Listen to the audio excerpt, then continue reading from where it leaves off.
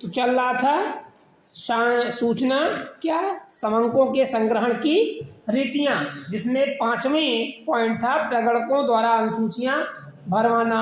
प्रश्नावलियों व अनुसूचियों को भरने का कार्य प्रशिक्षित अनुभवी प्रगणकों को सौंपा जाता है। इससे क्या होता है कि प्रगणकों को जो प्रश्नावलियां होती हैं, छपी हुई होती हैं, वो उनको दे दी जाती हैं और कहा जाता है कि वो सूचकों के पास, सूचक मतलब जो हमें सूचना जिनसे लेनी है उनके पास जाएं और उनसे पूछ पूछ कर स्वयं उस प्रश्नावली को भरें। इस विधि में यह विधि तभी सफल हो सकती है जब जो प्रगणक हैं, यानी जो सूचना प्राप्त कर रहे हैं, वो योग्य हों। क्यों? क्योंकि यह ध्यान रखना है कि उनकी अनभिज्ञता अनुसंधान के परिणामों पर प्रतिकूल प्रभाव डाल देती है। अगर उन्हें मान लीजिए वो गए प्रश्न पूछने और प्रश्न को उल्टा सीधा पूछ रहे हैं, जिससे प्रगणक सही, जिससे जो सूचक है वो उत्तर ही सही नहीं दे रहा है। जो प्रश्न पूछे जाए उसमें ध्यान रखा जाए कि कोई ऐसा प्रश्न ना हो जो उसकी प्रतिष्ठा को प्रभावित करे या उसकी मन स्थिति को दूषित करे। ठीक, तमाम लोग ऐसे तरह के प्रश्न पूछ लेते हैं जिससे अगला सही उत्तर देने से भागने लगता है, वो सही चीज़ बताता ही नहीं। और अगर सही सूचना हमें नहीं मिलेगी तो जो हमारे सांख्यिकी का उद्देश्य है वो क्या होगा, नष्ट हो जाएगा। जो एक सूचना एकत्र करने का उद्देश्य था वो पूरा नहीं हो पाएगा। नेक्स्ट टॉपिक आता है प्रश्नावली को तैयार करना। प्रश्नावली कैसे तैयार की जाए? तो कोई भी प्रारंभिक अनुसंधान के क्षेत्र में अधिकतर जो है प्रश्नावली बनाई जाती है। प्रश्नावली तैयार करना अपने आप में एक कला होता है। तैयार करने के लिए उचित होता है कि जो व्यक्ति प्रश्नावली को तैयार कर रहा है वो उसकी एक रूपरेखा बना ले।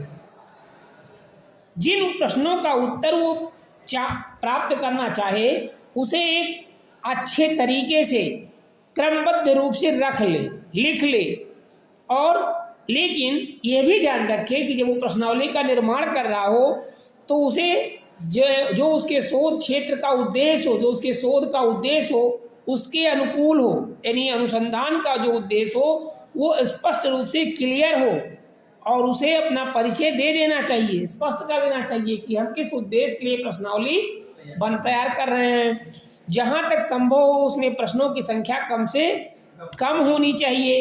प्रश्न जो भी हो वो सरल एवं स्पष्ट होने चाहिए। प्रश्न संक्षिप्त होने चाहिए। ऐसा ना हो कि पूरा विस्तारात्मक प्रश्न पूछ रहे हैं कि आप 10 मिनट तक प्रश्न ही पढ़ रहे हैं, जिससे अगला समझ में ही अगले को ना आए। प्रश्नों का क्रम सीधा होना चाहिए। जैसे ऐसा नहीं कि आप किसी से प्रश्न पूछने गए कि आपको पता करना है कि इस क्षेत्र में वैवाहिक स्थिति क्या है, तो आप कह रहे हैं आपके कितने बच्चे हैं। तो जब पहले विवाह होगा तब ना बच्चे हैं। तो प्रश्नों का क्रम जो है वो सही होना चाहिए। फिर कुछ प्रश्न ऐसे होते हैं जो वर्जित होते हैं। वर्जित होने में जैसे पहले कहा कि उनकी धार्मिक भावना को ठेस पहुंचे या उनकी मानसिक भावना, उनकी सामाजिक भावना को ठेस पहुंचे। तमाम ऐसे प्रश्न होते हैं जो व्यक्ति समाज में नहीं कहना चाहता। आप ऐसे प्रश्न नहीं करने चाहिए क्योंकि व्यक्ति उनका उत्तर नहीं देगा।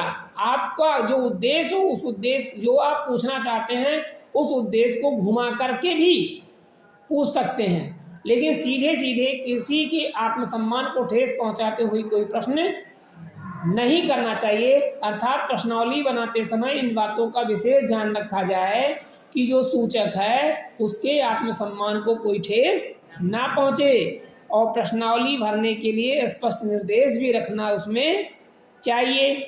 अब ये है कि अगर कोई प्रश्नावली आप बना रहे हैं तो उसमें मुख्य रूप से सूचक का नाम क्या है, सूचक का पता क्या है, सूचक की आयु क्या है, उसकी वैवाहिक स्थिति क्या है, उसकी शिक्षा क्या है, उसकी पारिवारिक स्थिति क्या है, आदि सभी बातों का भी उल्लेख किया जाना चाहिए, जिससे ये पता चल सके कि सूचक के बारे में भी सूचना प्राप्त हो सके। क्यों? क्योंकि प्रायः कभी कभी आंकड़ों के मूल जो भी निष्कर्ष निकाले जाते हैं उनके मूल आंकड़ों पे जाया जाता है कि इसका प्रभाव क्या रहा, इसकी जो आंकड़े इकट्ठा किए गए हैं इनकी मौलिकता क्या है। तो जब तक उनके नाम, पता और क्षेत्र, व्यवसाय, शिक्षा इत्यादि चीजें पता नहीं होंगी, तब तक सूचकों के उत्तर का उचित अनुमान लगाना भी संभव नहीं होगा। पता चल रहा है शिक्षा का स्तर पता करना चाहते हैं और वह व्यक्ति से शिक्षा के बारे में पूछ रहे हैं जो अंगूठा लगाता है या कक्षा 5 तक ही पढ़ा है, तो 5 तक पढ़ा हुआ व्यक्ति शिक्षा के क्षेत्र में आपको इनोवेशन बताने में ये सम्माना जाता है कि वो उतना इनोवेशन नहीं कर सकता, उतने अच्छे तरीके से शिक्षा के बारे में नहीं बता सकता जो व्यक्ति खुद अल्प शिक्षित हो। फिर आपका द्वितीयक समंक आता है। द्वितीयक समंकों का कैसे संकलन किया जाए, तो पहले बता दिया कि द्वितीयक समंक वे समंक होते हैं जिनका पहले से ही संकलन किया जा चुका होता है, और जैसे बहुत सी सार्वजनिक रिपोर्टें, अभिलेख, आपके पेपरों में भी बहुत से आंकड़े आते हैं। इसी तरह से रिजर्व बैंक ऑफ इंडिया भी बुलेटिन जारी करती है। ठीक, यानी जो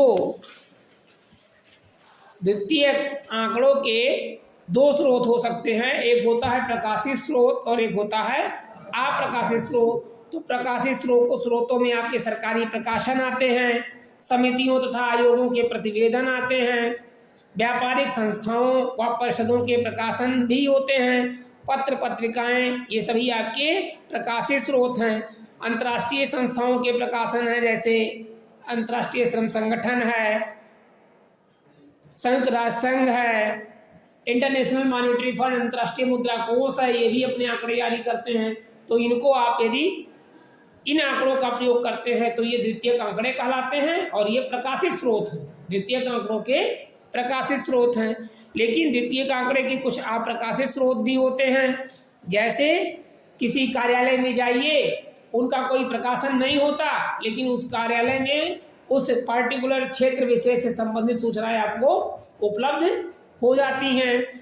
जैसे आप किसी बैंक में चले जाइए और किसी गांव में कितने किसानों को लोन दिए गए हैं इसके बारे में पता करना चाहें, तो ये एक एक बैंक प्रकाशन नहीं करता, लेकिन आप जाएंगे तो बैंक के पास वो आंकड़े इकट्ठा हैं, वो आपको दे देगा। वो आंकड़े आपके लिए द्वितीयक आंकड़े कहलाएंगे।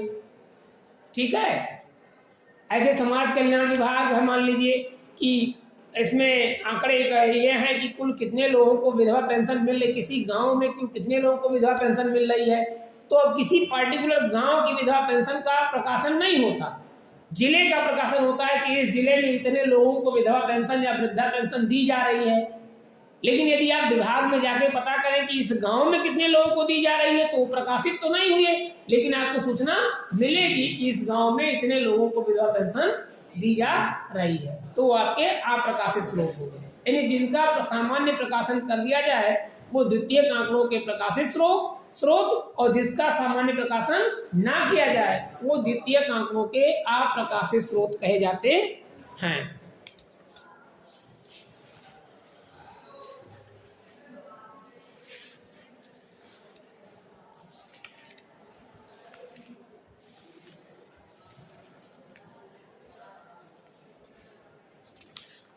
इसके बाद